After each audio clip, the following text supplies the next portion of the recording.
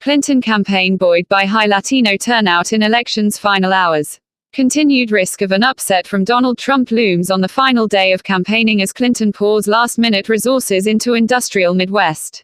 Support our fearless, independent journalism by making a contribution or becoming a member. Hillary Clinton walks back to a stage after a rally outside the University of Pittsburgh's Cathedral of Learning on Monday. Photograph, Brendan Smialowski, AFP, Getty Images. Dan Roberts in New York, Ben Jacobs in Sarasota, Florida, Sabrina Siddiqui in Pittsburgh, Pennsylvania. Monday the 7th of November. The U.S. presidential campaign ended on Monday where the fiercest nomination battles began, in the Rust Belt, as Hillary Clinton and Donald Trump spent the last hours of a bitter election focused on the country's deep economic divide. Democrats gained a late confidence boost as a final series of national opinion polls confirmed a small but steady lead for Clinton. Early voting numbers point already to record turnout among Latino voters stirred into action by Trump's anti-immigration rhetoric. Donald Trump calls FBI disgraceful on frantic final day of election campaign. But the continued risk of an upset that would send shockwaves around the world was underlined by state-level polling suggesting several possible paths to victory also remain for Trump.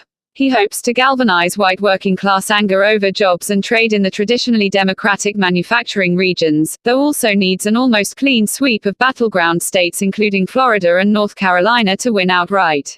Sensing possible danger, the Clinton campaign poured last-minute resources into the industrial Midwest, a region where she struggled against a similar anti-establishment surge for Bernie Sanders during the primary election season.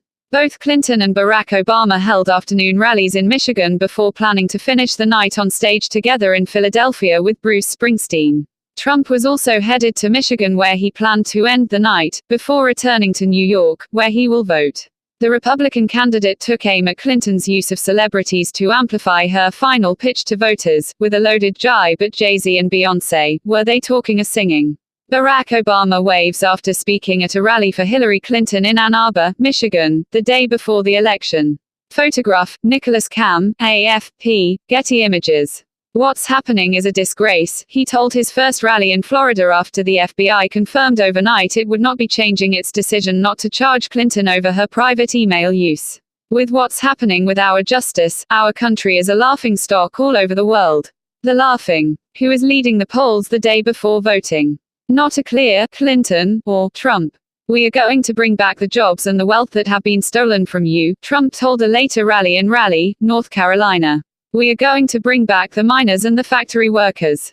Under the crisp blue skies forecast for much of the country on election day, his opponent began her last full day of campaigning with a more personal moment, one that highlights the historic opportunity ahead of her to become the first female president and role model for a generation of young women.